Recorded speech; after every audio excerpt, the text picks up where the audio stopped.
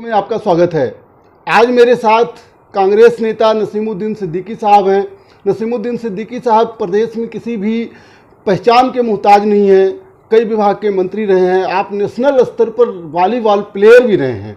आज हम नसीमुद्दीन सिद्दीकी साहब से उनकी पुरानी पार्टी, नई पार्टी और प्रदेश की राजनीति से संबंधित तमाम बातें करेंगे।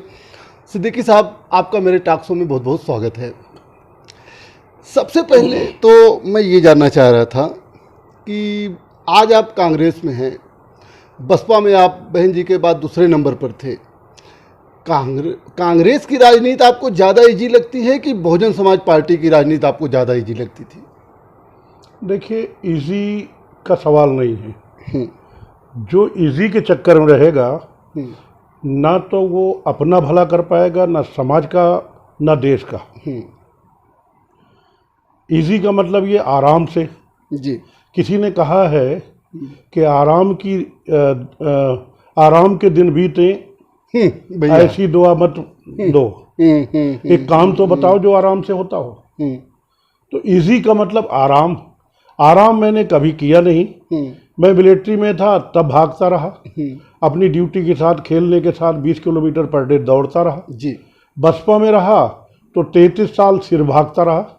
मैंने ईद, बकरीद, दशहरा, दिवाली, होली कभी अपने बच्चों के साथ अपने घर में नहीं मनाई, बल्कि क्षेत्र में, गांव में, किसी कोने में, यूपी के, उत्तराखंड के, बिहार के, दिल्ली के, कहीं किसी कोने में जहाँ थे, मैंने अपने बच्चों से कहा कि बेटा अगर मेरे साथ त्योहार करना है तो यहीं आ जाओ। मेरी वाइफ उनको लेकर के पहुंच गई तो पहुंच गई, नहीं तो वो अलग, हम अलग। तो इजी कुछ नहीं है। इजी हर अपने आप को रफ एंड टफ जो बनाएगा वो आगे बढ़ेगा। अगर इजी होता तो हम नेशनल लेवल के वॉलीबॉल खिलाड़ी नहीं बनते। अगर इजी होता तो हम राजनीति में आगे मैं सर राजनीति में यही जानना चाह रहा था कि बहुजन समाज पार्टी की राजनीति जब आप करते थे तब आपके लिए ज्यादा सहूलियत थी या कांग्रेस की राजनीति में आपको ज्यादा सहूलियत? मैं सहूलियत चाहता ही या विचारधारा की ही बात कर लेते हैं। विचारधारा देखिए अपनी अलग अलग है। बहुजन समाज पार्टी की जो विचारधारा थी वो पहले अपनी जगह थी, फिर बाद में बदली, फिर बाद में बदली, आज कुछ और हो गई। ये उनकी मर्जी है और जिससे मेरा संबंध नहीं है उनकी मैं कमी निकालने का आदी नहीं हूँ। अब वो जाने, उनका काम जाने। नहीं सर, वो चीज़ ठीक है। अच्छा सर, एक चीज़ बताइए, क्या ऐसी वजह रही है, नसीमुद्दीन सिद्दीकी साहब बताएं, कि मायावती जी का ऑडियो आपको वायरल करना पड़ा? देखिए, आपने शायद ध्यान दिया हो जी, मैंने शुरुआत नहीं की। ऑडियो वायरल करना आपने प्रश्न कर दिया। जी। अगर किसी के ऊपर झूठे आरोप लगे हैं जी और वो आरोप की सफाई देता है ऑडियो के माध्यम से या वीडियो के माध्यम से या स्वयं खड़े होकर के सफाई देता है तो उसका जन्मसिद्ध अधिकार है। इस देश के संविधान के अनुसार, आईपीसी, सीआरपीसी, इस देश के कानून के हिसाब से उसको अधिकार है कि उसकी सफाई दे। ऑडियो क्या था, जो आरोप लगे तो उसको हम सफाई दे रहे थे कि देखिए ये ऐसा नहीं है, ये ऐसा नहीं है, ये ऐसा नहीं। ऑडियो जारी करने न जाने उस ऑडियो की अहमियत नहीं है।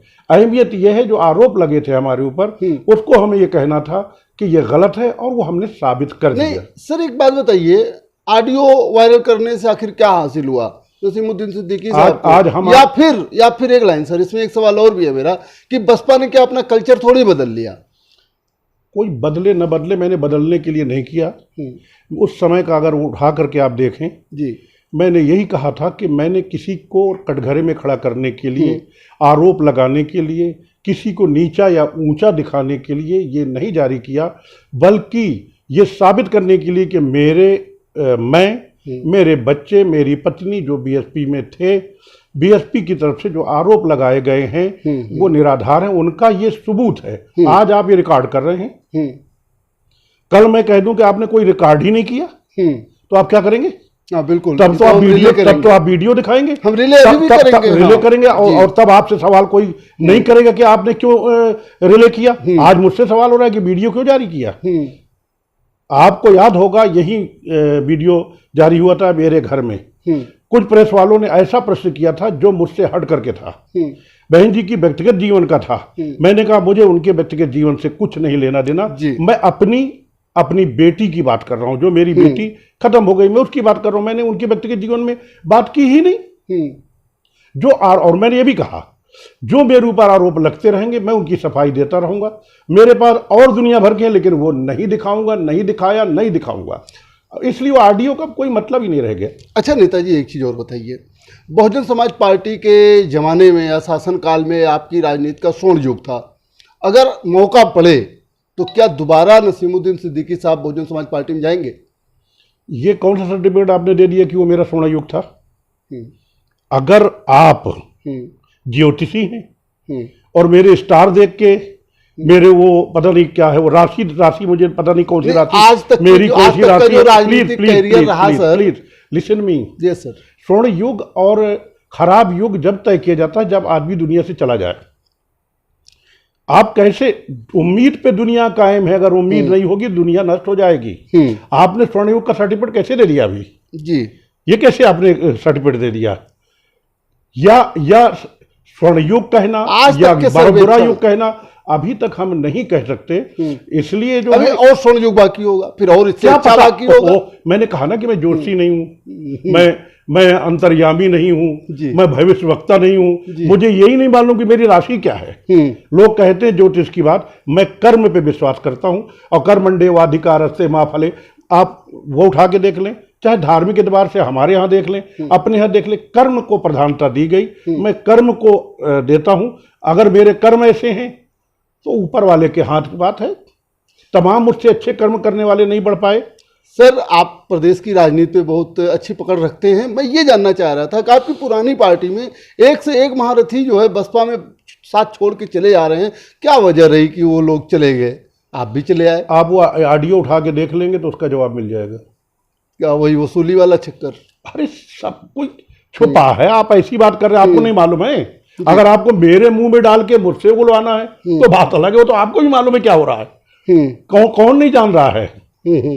अच्छा नेताजी, एक चीज बताइए, क्या आपको लगता है कि 2017 में बहुजन समाज पार्टी जो 20 सीट भी नहीं जीत पाई, उसकी वजह क्या रही? क्यों जो है इतने बड़े बड़े नेता रहने के बावजूद नहीं हो पाया? कार्यकर्ताओं की उपेक्षा और उनसे कार्यकर्ताओं से भी धन वसूली। ये तो आज भी जारी हो सकता मैं है। क्या कर सकता हूँ, आज थोड़ी मैं उस पार्टी। अच्छा, आप नहीं है तो नहीं मुझे क्या लेना अच्छा देना? नेताजी, एक चीज और बताइए, आप कई विभाग के मंत्री रहे हैं सर, ये बताइए कि कैसे काम मतलब पूरा कंप्लीट होता रहा होगा? समय दे पाते रहे होंगे? हर विभाग में कुछ में काम रुका रहता होगा, किसी में काम चलता रहता हो कि हो जाता था सर? नहीं, विभाग तो 18 थे जी। इसके अलावा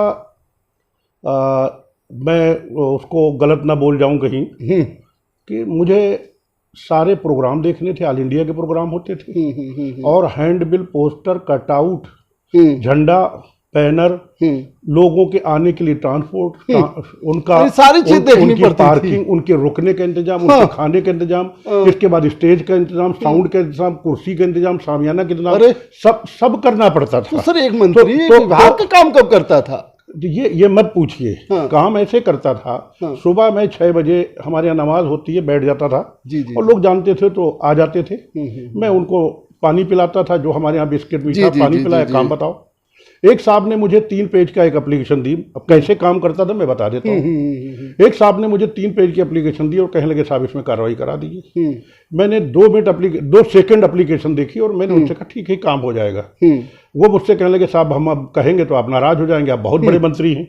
मैंने कहा नहीं बताओ भैया, कहो। नहीं कहना होता तो सुबह से मैं ऐसे थोड़ी बैठा हूँ। कहा आपने पढ़ी ही नहीं, कार्रवाई क्या करा देंगे आप? मैंने जो कहा कार्रवाई है, तो मैंने कहा इसको पकड़ो। कहा देख लीजिए आप नाराज हो गए, मेरी एप्लीकेशन वापस कर रहे हैं। मैंने कहा मैं वापस नहीं कर रहा, इसको पकड़ो, इसमें ये लिखा है, इसमें ये लिखा है, इसमें ये लिखा है, और आपने ये चाहा है, इसके अलावा कुछ और है?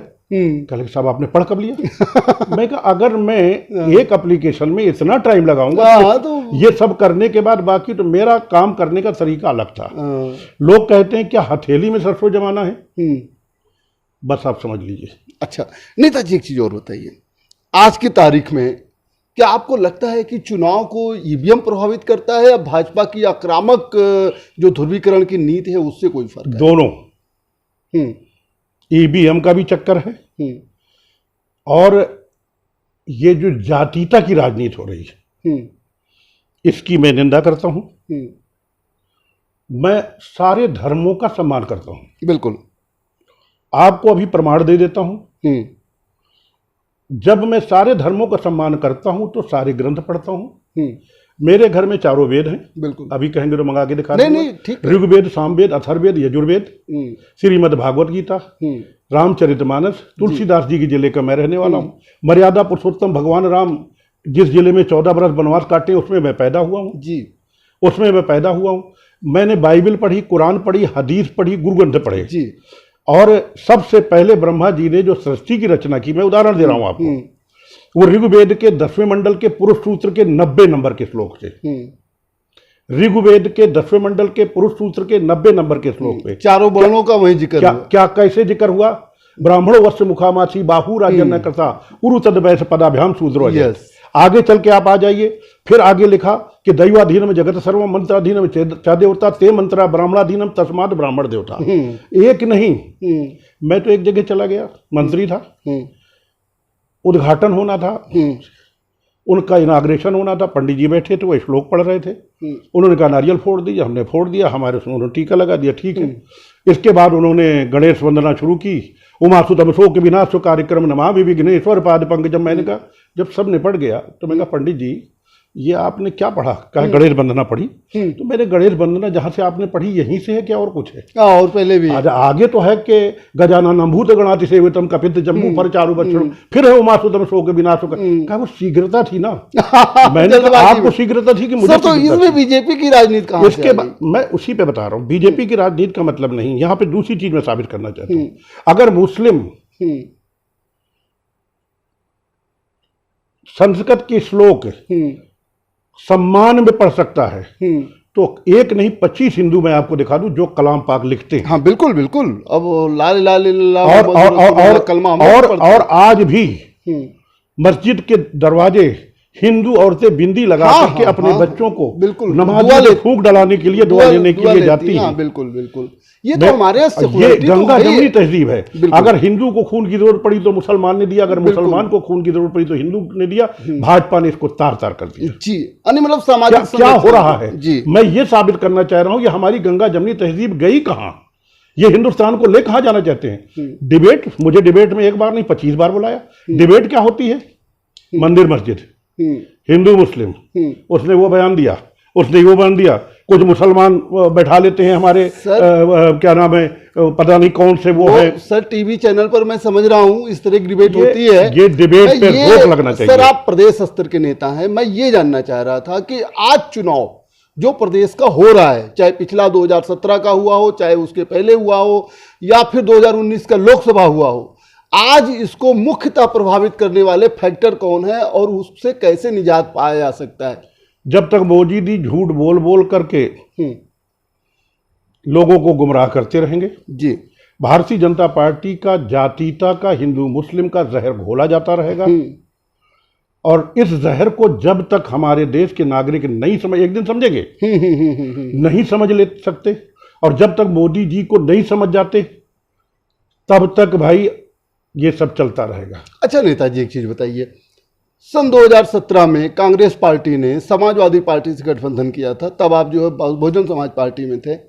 2000 आप कांग्रेस पार्टी में, 2022 में क्या कांग्रेस पार्टी को किसी गठबंधन में जाना चाहिए या उसको अकेले चुनाव लड़ना चाहिए, आप कांग्रेस नेता के रूप में? देखिए, ये फैसला नेतृत्व को लेना है, पॉलिसी मैटर है जी, इसमें मुझे बोलने का अधिकार नहीं है। आप प्रदेश स्तर के नेता हैं, देखिए पॉलिसी मैटर में मैं नहीं बोल सकता भाई। पॉलिसी जो मेकिंग जो डिसीजन है उसकी आज मीटिंग हो रही है, कौन से इशू हैं वो सामने आपके आ जाएंगे। CWC की आज मीटिंग हो रही है जी। अच्छा नेताजी, रहने वाले हैं, बुंदेलखंड आपका पूरा क्षेत्र रहा है और कई जिलों का क्षेत्र है। मैं ये जानना चाहता हूँ, आप इतने बड़े बड़े मंत्री भी रहे हैं, अपने शासनकाल में बुंदेलखंड में कौन से ऐसे काम करवा दिए कि आज वहाँ कोई समस्या नहीं है या आज वहाँ समस्या है? देखिए, कराने के बाद भी इससे पहले जो सरकार थी प्रदेश में उसकी नीयत की वजह से, और अभी जो सरकार है उसकी नीयत की वजह से जो कराए गए उसका सही लाभ वहाँ के लोगों को नहीं मिल रहा है। उदाहरण के तौर पे 11,000 करोड़ की एग्रीकल्चर यूनिवर्सिटी बनाई गई, थोड़ा बहुत काम रह गया था जी। उसमें लगभग 48 महाविद्यालय उसके अंदर हैं। एक महाविद्यालय नहीं चल रहा है। आज तक चला ही नहीं। चला ही नहीं आज तक। क्या वजह रही सर? अरे नियत भाई, सवाल ये है कि नसीमुद्दीन सिद्दीकी ने बनाया था इसको। अपने मंत्री रहने के दौरान ही आपने उसको क्यों नहीं कंप्लीट करवाया? समय नहीं मिला ना इतना, बनवा डाला, वहां पर शुरुआत कर दी, बाकी वो प्रोसेस में था जी। अब ये है वृक्षारोपण हो रहा है, उसमें घपला, भर्ती हो रही है, उसमें घपला, बड़े पैमाने पे क्या चल रहा है मैं क्या बताऊं। लेकिन उसके बाद भी एक लाभ जरूर मिला कि इस कोरोना के महामारी में उसको क्वारंटीन सेंटर बनाया गया, कुछ तो लाभ मिला। इसके अलावा मैंने 600 करोड़ रुपए का मेडिकल कॉलेज में मशीनें भेज दी मैंने। ये MRI मशीन और CT स्कैन मशीन, जितनी मशीनें हैं सब भेज दी जी। भेजने के बाद आज तक वो सील हैं, उनकी सील नहीं खुली क्योंकि ऑपरेटर ही नहीं। आज तक ऑपरेटर उन्होंने नहीं रखा। अरे हमको टाइम नहीं मिला, तुम रख लेते। इतना अच्छा मेडिकल कॉलेज शायद यूपी में कहीं हो। सर बुंदेलखंड उसको जीरो कर दिया, वहां डॉक्टर नहीं, वहां सुविधा नहीं, वहां कुछ भी नहीं, सारा पैसा बर्बाद। अरे भाई मुझसे बदला लेना है, मुझसे लो। जनता से क्यों ले रहे हो भाई? नहीं नेताजी, मैं ये जानना चाह रहा था कि बुंदेलखंड के 12 जिले में आज बेसिक चीज की कमी है, सिंचाई की। वहां 12 जिले आप MP UP की मिला के कह रहे हैं क्या? जी, UP MP की मिला के कह रहे हैं कि यूपी भर की कह रहे हैं? मैं दोनों मिला के कह रहा था। हमसे MP से क्या मतलब? चलिए यूपी के ही जितने जिले हैं, सात या 8 जितने जिले हैं, 7 हैं, वहां जो बेसिक समस्या है, पानी की समस्या, सिंचाई की समस्या, पूरे बुंदेलखंड की बात कर रहा हूं, बंजर जमीन, ऊसर निर्माण की समस्या, ये सब चीजें जो बेसिक नहीं पूरी हो पाई हैं सर। देखिए, हमने पैरा मेडिकल नहीं था झांसी, उसमें मेडिकल कॉलेज में हमने पैरा मेडिकल दिया जी। अब आपने सिंचाई की बात कही जी, मैं मानता हूं बुंदेलखंड में पानी की दिक्कत है जी। ये एग्रीकल्चर यूनिवर्सिटी क्या है? एग्रीकल्चर यूनिवर्सिटी और ये महाविद्यालय क्या है? इसमें वही स्टडी कराई जाएगी कि किसानों को कम पानी में, जहां पानी नहीं है, ऊसर जमीन है, दूसरी जमीन है, कैसे लाभान्वित किया जाएगा। सारा पैसा मिट्टी में मिला दिया इन सरकारों ने। सारे MLA बुंदेलखंड के 19 के 19 भाजपा के हैं, सारे MP 4 के 4 भाजपा के हैं। यूपी में सरकार भाजपा की, केंद्र में सरकार भाजपा की, बुंदेलखंड से चाहती क्या है भाजपा? चलिए, मेरा सवाल यही है कि नसीमुद्दीन सिद्दीकी साहब आज उत्तर प्रदेश में क्या समस्या देखते हैं? देखिए, उत्तर प्रदेश में एक तो नियत ठीक नहीं, दूसरी इनके फैसले गलत हैं। उदाहरण के लिए आज ये हालत है, पहले से जो हालत, इकोनॉमी कहां पहुंच गई, कौन जिम्मेदार है, क्यों पहुंच गई, उसकी वजह बताएं। तीसरी बात ये कि आज बेरोजगारी, ये हाल है कि गांव में मैं गया था, कोई मोटरसाइकिल चोरी कर रहा है, गिरोह बन गए, कोई किसी का चैन लेके भाग रहा है, कोई अंगूठी, क्या करें। दिल्ली काम करते थे, वहां से भाग के आ गए, मुंबई में काम करते थे, वहां भाग के आ गए, कलकत्ता में काम करते, कुछ भी काम नहीं है। उसकी वजह क्या है? और सरकार तो कहती है कि हम कोरोना वायरस को एक आपदा है जिसको अवसर में बदल रहे हैं। आपको लगता है कि कोरोना वायरस से निपटने अगर इस कोरोना वायरस में भी वो अवसर ढूंढ रहे हैं, तो मैं क्या कहूं, उनसे बड़ा अवसरवादी कौन है? आप देखिए, कोरोना आया नहीं है, कोरोना बुलाया गया है। कोरोना हमारे देश का उपज नहीं है। सबसे पहले कहां शुरू हुआ? चाइना में, वुहान में शुरू हुआ। वुहान से लगा हुआ जो कंट्री है, जो राज्य है उसका, वहां नहीं पहुंचा, ताइवान है। उसके बगल में लगा हुआ सिंगापुर है जी। उसके बगल में थाईलैंड है, उसके बगल में मलेशिया है। उन्होंने क्या किया? सबसे पहले यह था कि जब नवंबर में कोरोना जोर पकड़ा, दिसंबर में और जोर पकड़ दिया चाइना में, हमारे यहाँ तो नहीं था, कहीं एक आध रहे हो। तो हुआ ये कि ताइवान ने वहीं ऐलान कर दिया, एक हफ्ते के अंदर जिसको हमारे देश में आना हो आ जाए, जिसको जहां जाना हो चला जाए। इसके बाद सारे विदेशी हवाई जहाज जाना वाना सब बंद। उन्होंने प्रिकॉशन ले लिया। जब उन्होंने दिसंबर में ले लिया तो मोदी जी आप जनवरी में ले लेते। जनवरी के बजाय आप मार्च में नमस्ते ट्रंप कर, फरवरी में, सॉरी फरवरी लास्ट में नमस्ते ट्रंप कर रहे हो। क्या है भाई ये? क्या है ये? नमस्ते ट्रंप में आपने लाखों आदमी इकट्ठे किए जी। तैयारी क्यों नहीं की आपने उस टाइम पे? आपने लाखों आदमी इकट्ठे किए और नमस्ते ट्रंप कराया। हमारी ट्रंप से कोई बुराई नहीं, मोदी जी से कोई बुराई नहीं, तुम आगे पीछे कर सकते थे। तुमने इसके बाद अहमदाबाद में तुमने कराया, फिर जयपुर तुम उनको ले गए, फिर उनकी सिक्योरिटी आगरा आई। जहां जहां ट्रंप की सिक्योरिटी गई सबसे पहले कोरोना ने हॉट स्पॉट वही बना। अच्छा नेताजी, चलिए हम लोग थोड़ा इसके बाद इतने ही नहीं रुके वो, आपने दिल्ली का चुनाव करा दिया, दिल्ली प्रदेश का, कि केजरीवाल को निकाल के बाहर करो। हमसे केजरीवाल से भी मतलब नहीं और ना ही हमें भाजपा से मतलब है, अब जिस पार्टी में हमें उससे मतलब है। बिल्कुल। लेकिन तुम वहां चुनाव रोक देते, उतना तुम्हारा मन नहीं भरा, कोरोना की तरफ तुमने नहीं देखा तो मध्य प्रदेश की सरकार गिराने बनाने में लग गए और कोरोना काल में ही आपने वोट करा दिया। क्या कर रहे हो मोदी जी? इसके बाद आपने जमाती जमाती चिल्ला दिया, हिंदू मुस्लिम करने के लिए आप जमाती जमाती चिल्ला रहे हो। अभी कल है कि परसों बंबई हाई कोर्ट ने ये कहा कि बिल्कुल गलत है जमाती। वो तो मैं नहीं कह रहा हूं, बंबई हाई कोर्ट कह रहा है बिल्कुल गलत है, ये आरोप है और दूसरे के ऊपर मढ़ा गया, सरकार ने बढ़ा। इससे पहले चेन्नई हाई कोर्ट कह चुका है, इससे पहले चेन्नई हाई कोर्ट कोई छोटी चीज नहीं है, मेरे घर में नहीं बनाया गया। कांग्रेस ने हाई कोर्ट अपने घर के अपने मतलब के लिए जज नहीं वहां बैठा रखे हैं, लेकिन हाई कोर्ट ये कह रहा है कि झूठा आरोप है। अरे कमाल कर रहे हो मोदी जी, ये तो मीडिया का प्रोपोगेंडा। आपको सीधा सा ये करना चाहिए था, आपको सीधा सा ये करना चाहिए था। आपने दिहाड़ी मजदूरों को छोड़ दिया, वो ट्रेन की पटरियों में कट के मर गए, वो रास्ते में भूखों मर गए, लड़कियां रिक्शे चलाते चले आ रहे, भूखे प्यास से दूध पीते बच्चे, दूध नहीं मिला वो मर गए। यहाँ पे औरैया में जो है ट्रक पलट गया, वहां मर गए। हजारों लोग भूख से मर गए जितना कोरोना से नहीं मरते। फिर कोरोना उनके आने से कोरोना और फैला। था क्या? जैसे ही वुहान में शुरू हुआ ताइवान ने एक्शन लिया। अरे उसके 1 महीने बाद तुम्हें यह करना चाहिए कि जिसको जहां जाना है 1 हफ्ते का टाइम है जी, 8 दिन के अंदर विदेश से आ जाएं या विदेश चले जाएं। हाँ। जिसको जहां जाना है चले जाएं, हम स्पेशल ट्रेन लगा दे रहे हैं। उसके बाद लॉकडाउन करना था। और लॉकडाउन में जब कांग्रेस ने 1000 बसें दी तो लेकर के आ गया कि साहब वो मोटरसाइकिल का नंबर है, वो इसका नंबर है, वो उसका नंबर है। अरे यार सब मोटरसाइकिल के नंबर थे। अरे मांगे गए ट्रांसपोर्टर से, अगर कुछ दे दिया उन्होंने तो हम नहीं, जितना सही हम एक उतना नहीं कर पाए। अरे आरोप लगाना अपनी कमी को छुपाने के लिए ये आप सब कर रहे हो। कांग्रेस कोई सरकार का पैसा नहीं लगा रही थी, तुम तो सरकार का पैसा लगा रहे हो। चलिए सर, हम लोग राजनीति पर भी थोड़ी बात कर लेते हैं क्योंकि आपके पास समय कम है। ये बताइए नसीमुद्दीन सिद्दीकी जी, अगला विधानसभा चुनाव कहां से लड़ेंगे? बिजनौर, बांदा या हमीरपुर? ये अभी मुझे ही नहीं मालूम। लड़ेंगे पार्टी के ऊपर है।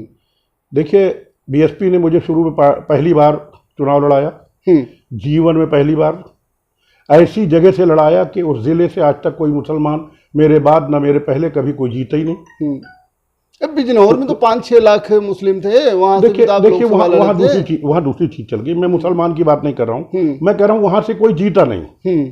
पहली बार लड़ा, पहली बार में जीत गया। फिर उन्होंने कहा नहीं भाई आपके चुनाव लड़ने से नुकसान होता है, आप संगठन देखो। चलो भाई हम संगठन देखने लग गए। अब पार्टी को तय करना है कि मुझे चुनाव लड़ाने से पार्टी को फायदा है या चुनाव लड़ने से पार्टी से को फायदा है। अच्छा नेताजी, एक चीज और बताइए, आज कांग्रेस का जो संगठन है वो जमीन स्तर पे मजबूत नहीं दिखता। एक कांग्रेस नेता के रूप में आप उसका क्या कारण मानते हैं? हमने इस बारे में काफी, मैं सलाहकार हूँ जी, प्रियंका जी क्या जी जी, हमने इस बारे में काफी कुछ बात की है जी, और कल हमारी इस बारे में इम्पोर्टेंट मीटिंग पीसीसी में होने जा रही है जी। हम उसको शुरू किए हैं, लेकिन अभी संतोषजनक नहीं है, अभियान चलाने जा रहे हैं। अच्छा नेताजी, एक चीज और बताइए, प्रियंका गांधी जी का नाम आपने लिया, क्या प्रियंका गांधी के उत्तर प्रदेश में सक्रिय होने से कांग्रेस मजबूत होगी? हाँ, कि हुई है? अब ये आप बताइए। अब आप ये बताइए, अभी कुछ दिनों पहले बाई इलेक्शन हुए 11 सीटों पे। बीएसपी 2017 में तीसरे नंबर पे थी, हम 5वें नंबर पे थे।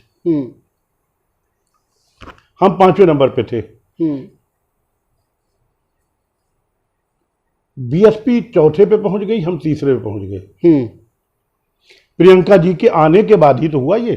अच्छा नेताजी, एक चीज बताइए, आजकल सारी पार्टियां, चाहे वो कांग्रेस हो, बीजेपी हो, बहुजन समाज पार्टी हो, समाजवादी पार्टी हो, ये सब एक ब्राह्मण राजनीति पर ज़्यादा फोकस कर रहे हैं। मेरी ये बात नहीं समझ में आती है कि इससे क्या ब्राह्मणों पर आपको लगता है कि जानबूझकर राजनीति हो रही है, जानबूझकर अत्याचार हो रहा है? कोई सरकार तो ऐसा करती नहीं है, ये प्रोपोगंडा तो नहीं है, या ब्राह्मण किधर जाएगा? देखिए, मैं शायद आपने मेरे श्लोक का ध्यान नहीं दिया जी। मैंने पहले कहा कि दैवाधीनम जगत सर्वम मंत्राधीनम चा देवता और ते मंत्रा ब्राह्मणाधीनम तस्मात् ब्राह्मण देवता। ब्राह्मण ही सारे उसके, मेरा लिखा हुआ नहीं है ये जी। नहीं तो वही तो मैं जानना चाह रहा हूं। तस्मात् ब्राह्मण देवता। ब्राह्मण देखिए, एक देवता चीज मैं आपको बता दूं जी। मैंने पहले कहा कि जाति के नाम पे मुझे चिढ़ है। मैं इंसान और इंसानियत की बहाली की बात करता हूँ।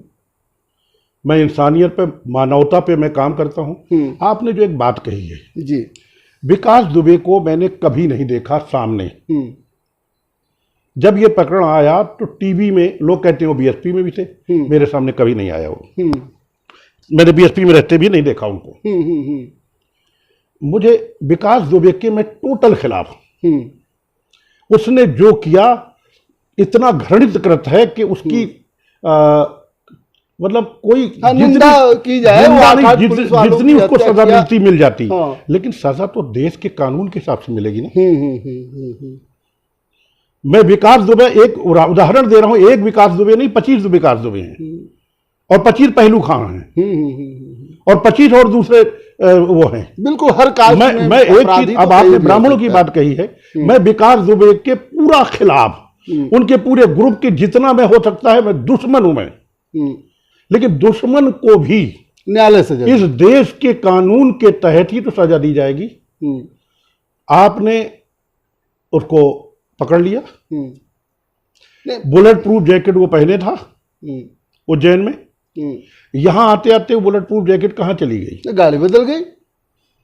वो तो अभी बात की बात है जी, वो अभी बाद में आ रहा है, मैं क्रम से चल रहा हूं। वो आते आते कहां चली गई? वो क्रिमिनल था, उसको कोर्ट जो है सजा मौत देती, फांसी पे चढ़ाती या आजीवन कारावास करती, कुछ भी करती। आप वो कहां चली गई? आगे आने के बाद आपने गाड़ी बदल दी, कुछ और आगे चलने के बाद फिर आपने प्रेस मीडिया को हटा दिया, फिर वो गाड़ी कैसे पलट गई, फिर उसका इनकाउंटर हो गया। जब आपने इनकाउंटर कर दिया इल्लीगल, तो उसके लिए जांच कमेटी बनी हुई है। मैं उस पर अब आगे जहां आ रहा हूं आप उसकी समझिए, उसको मुझे सीढ़ी से मिलाना था। जांच कमेटी बनी हुई है, जांच क्या करेगी, कमेटी क्या करती है, वो सब मैं जानता हूं, मुझसे ज्यादा कोई नहीं जानता है जी। अब वो अच्छा नेताजी, समरथ को नहीं दोष गुसाई, रहने दीजिए। अब मैं आगे चल रहा हूं। जब आपने पकड़ लिया, उसका इनकाउंटर कर दिया, उसके बाद उसका घर क्यों गिरा दिया, तोड़फोड़ क्यों किया?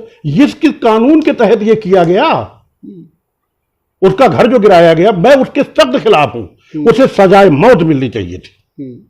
तुमने मौत दे दी, कोर्ट से उसको सजाए मौत मिलनी चाहिए थी। बिल्कुल, मैं भयंकर नाराज हूं, भयंकर खिलाफ हूं, और मेरा भाई भी होता तो मैं उसके लिए भी। तो आपको क्या लगता है कि आज ब्राह्मण समाज जो है वो जी भी तो डोरे डाल रही है, अखिलेश यादव जी भी तो डोरे डाल रहे हैं, कांग्रेस कहती है कंपटीशन चल रहा है, परशुराम भगवान की मूर्ति कौन बड़ी बनवाएगा, अभी तक नहीं चला।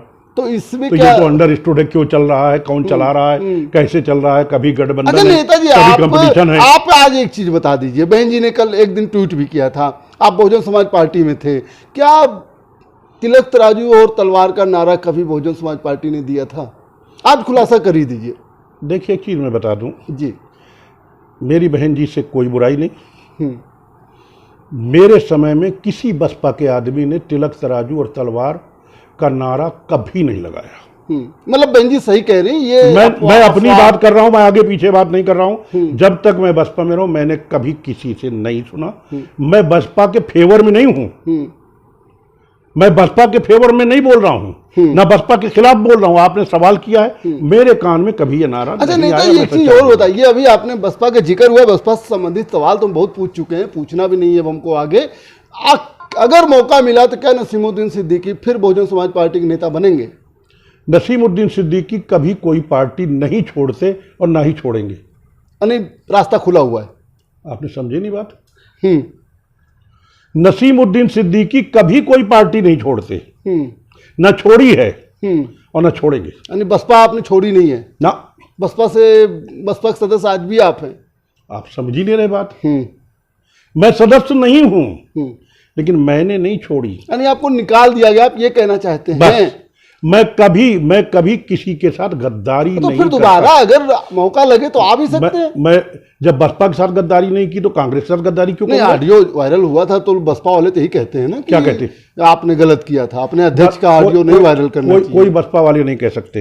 वो बहन जी को खुश करने के लिए कोई भी कह दे, कोई नहीं कह सकते। अच्छा नेता 365 बसपा वाले मेरे पास रोज आते हैं और रहने दीजिए। अच्छा चलिए, बहरहाल नहीं जाना नेता जी, अच्छा आप बताइए, मेरे 2-3 सवाल और हैं, ज्यादा नहीं, बहुत समय आपका लिया। कांग्रेस का आधार वोट क्या है?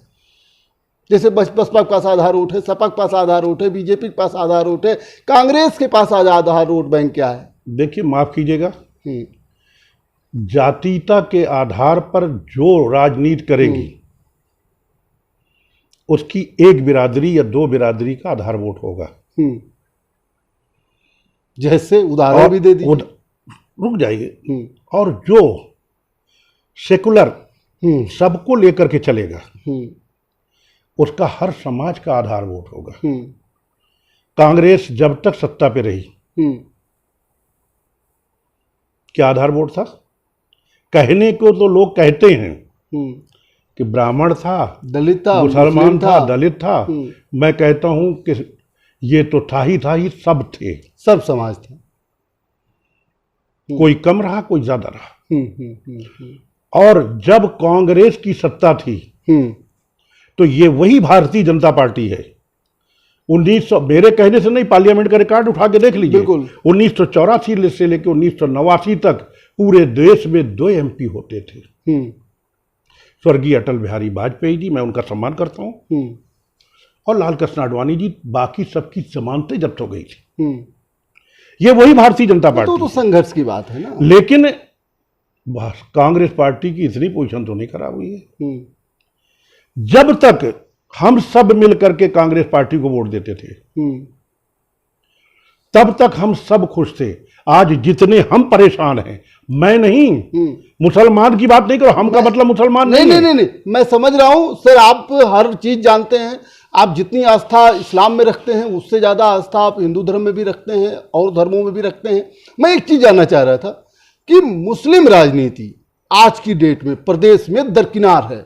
भारतीय जनता पार्टी तो मुस्लिम नीति पर ऐसा चलती है कि किसी एक को अपना टिकट नहीं देना चाहती है, और हिंदू मुस्लिम करके सारे मुस्लिम किनारे हो जा रहे हैं। मुस्लिम राजनीति को नसीमुद्दीन सिद्दीकी पूरे प्रदेश में किस तरीके से देखते हैं, और बिना एकजुट हुए आपको क्या लगता है जब तक मुसलमान सपा में बटा रहेगा, बसपा में बटा रहेगा, कांग्रेस में बटा रहेगा या और दलों में बटा रहेगा, तब तक उसको उसकी राजनीतिक हैसियत मिलेगी? देखिए, एक चीज मैं बता दूं जी, जब तक इस देश में जाति की राजनीति है सबका नुकसान है, और उसमें मुसलमान का बहुत बड़ा नुकसान है।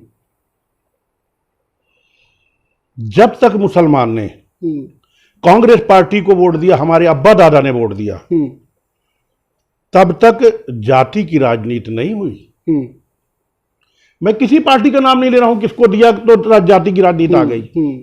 वो तो आप रहे भी। जब तक मुसलमान ने कांग्रेस को वोट दिया, मैं एक मुसलमान की बात आपने कही तो मैं जवाब दे रहा हूं। बिल्कुल, नहीं, मैं जानना चाहता हूं कि आप माइनॉरिटी के चेहरे के रूप में जाने जाते थे। एक चीज सुन लीजिए कि जब तक हम कांग्रेस से बाहर हैं तब तक ये हिंदू मुस्लिम सिख ईसाई की राजनीति चलती रहेगी।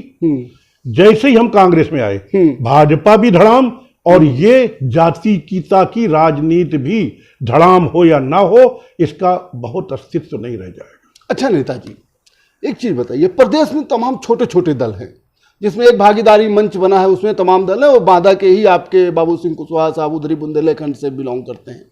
मैंने ही बढ़ाया था। इन दलों की इस चुनाव में क्या भूमिका होगी 2022 में? अब भविष्य बताएगा। नहीं, आप तो एक बड़े नेता हैं, आप तो कुछ अंदाजा लगाएं। अब जो पीछे देख चुके हैं उसी से अंदाजा लगा सकते हैं पीछे का क्या इतिहास रहा आपके सामने। आपको नहीं लगता कि ये छोटे छोटे दलों को एक मंच पे आना चाहिए, एक फेडरेशन बनाना चाहिए जिससे कुछ वो फर्क डाल सकें? या ये सौदेबाजी करने के लिए? सवाल ये है कि दल बना लेना अलग बात है, दल की जेब में पैसा नहीं, वोट कितना है।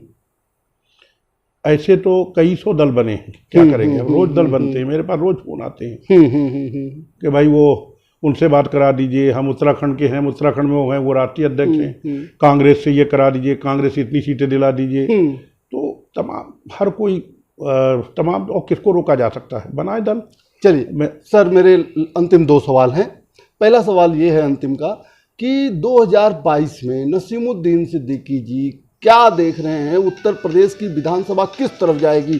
किसी एक पार्टी को स्पष्ट बहुमत मिलेगा, या हंग होगी, या फिर और कुछ बदलाव होगा? अभी ये कहना जल्दी है, क्योंकि लगभग अभी 1.5 साल से ज़्यादा का समय है, और समीकरण तो 1 महीना पहले बदल जाते हैं। समीकरण 1 महीना पहले बदल जाते हैं। आपसे अगर ये पूछूं मैं, 2014 में पूर्ण बहुमत की सरकार आई थी बीजेपी की केंद्र में, क्या चुनाव के 3 महीना पहले कोई कह सकता था कि मोदी जी की सरकार आ रही? 2017 में भी चुनाव के पहले हो रहा था कि बहन जी सरकार बनाएंगी, नसीमुद्दीन सिद्दीकी साहब मंत्री बनेंगे, 20 सीट तो नहीं। इसलिए 1.5 साल पहले कैसे बताया जा सकता है भाई? उस समय कौन सी ऐसी चीज चल जाए, और फिर भाजपा इसमें माहिर है, र्यूमर फैलाने में, भाईचारा खत्म करने में। तो ये इस तरह तो सरेंडर करना हो गया ना, तो इसका मतलब 2022 में कांग्रेस या आपकी पार्टी जो है वही नहीं सोच रही, बदलाव नहीं लाने की सोच रही। आपने शायद सुना नहीं मेरी बात, जब आपने पहला सवाल किया कि जमीन पे, तो हमने आपसे क्या कहा, कल मीटिंग है, हम अपने काम में लग रहे हैं, और हर चीज हम आपके इशारा हमने कर दिया, जवाब आपका दिया, ये भी नहीं कि हम बच के भागे जी। अगर हम हर चीज आउट कर देंगे तो आप जब अपने चैनल में दिखाएंगे तो हमारे विरोधी उसका कार्ड पहले ढूंढ लेंगे, हम तैयारी कर नहीं पाएंगे, इसलिए कुछ तो गुप्त रहने दीजिए। चलिए, अंतिम मेरा सवाल है, एक जिम्मेदार नेता के रूप में, प्रदेश नेता के रूप में नसीमुद्दीन सिद्दीकी उत्तर प्रदेश की जनता को क्या संदेश देना चाहेंगे? देखिए, उत्तर प्रदेश की जनता को मुझे सिर्फ ये कहना है कि 5000 साल पहले से लेकर के आज तक प्रजातंत्र शुरू होने से पहले की बात कर रहा हूं, जितने भी फैसले हुए हैं, चाहे राजाओं ने लिया, चाहे समुद्रगुप्त ने लिया, चाहे राजा अकबर, सम्राट अकबर ने लिया, या सिकंदर ने, कि जिसने भी हमारे हिंदुस्तान में या जहां भी जो भी फैसले लिए,